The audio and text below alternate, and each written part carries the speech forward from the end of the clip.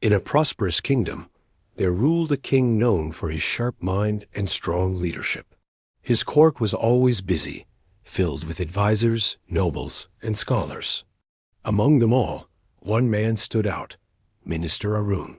Arun wasn't the loudest or the richest, but he was the wisest. Whenever a problem arose, whether it was trade, justice, or war, the king turned to Arun first.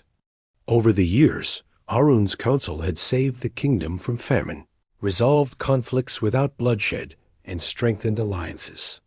The king trusted him deeply. But trust, when given to one person so often, can become the seed of jealousy in others. The nobles and advisers began to whisper among themselves. Some said Arun had too much influence. Others felt their own intelligence was being ignored. Slowly, resentment grew, hidden behind polite smiles and respectful bows. One morning, the king spoke with a light but pointed tone. "Arun," he said, "you are one of the cleverest men I know. Your mind has guided this kingdom well." Arun bowed respectfully. "But," the king continued, glancing around the court, "I find it strange that such a wise man could have a son who seemed so foolish." A quiet murmur passed through the hall. Arun lifted his head, surprised. "Your Majesty," he said calmly, "why do you believe my son is foolish?" The king smiled slightly. "Every morning when I walk through the market, your son is there. I ask him a simple question every day. I place 2 coins before him, 1 gold, 1 silver, and ask him which is more valuable. And every day, without fail, he chooses the silver coin and says it is worth more." Laughter echoed through the court. Some courtiers shook their heads, others smiled mockingly. To them, the answer was obvious. Gold was worth more than silver. Anyone who said otherwise must surely lack sense. Arun felt the laughter like a sharp sting, but he said nothing. He bowed politely and waited for the court session to end. That evening, Arun returned home with a heavy heart. His son, Ravi, was a quiet young boy. He was not boastful or loud, and he often spent his time observing people rather than arguing with them. Arun called his son and sat him down. "Ravi," he said gently, "tell me between gold and silver, which one is more valuable?" Ravi answered without hesitation. "Gold, father." Arun frowned slightly. "Then why," he asked, "do you tell the king every day that silver is more valuable?" Ravi looked at his father calmly and said, "Father, come with me."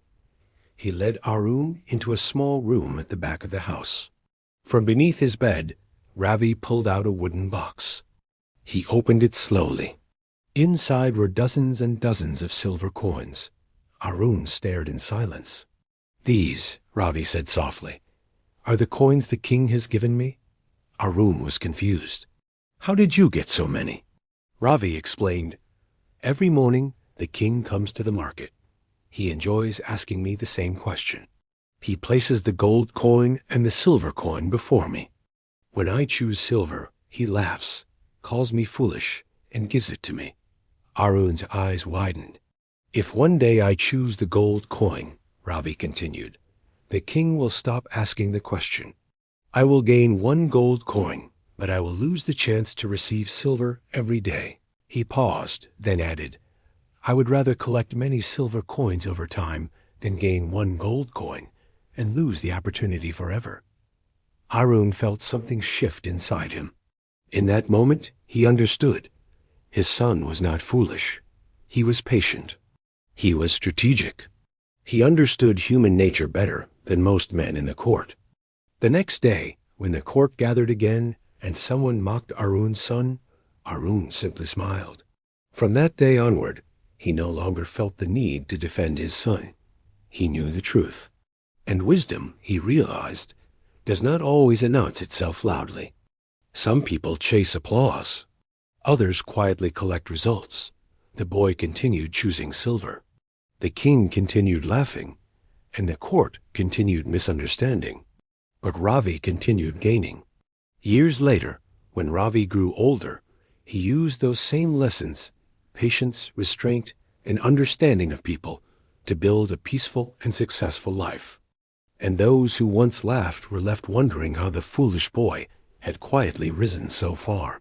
The moral of this story is powerful. The world often mocks what it does not understand. Not all wisdom seeks attention. Not all intelligence demands recognition. Some people win loudly. Others win slowly and permanently. If you know your path is right, it does not matter who calls you foolish. If this story inspired you, please like, share, and subscribe for more tales filled with wisdom and life lessons. Until next time, stay well and find your peace.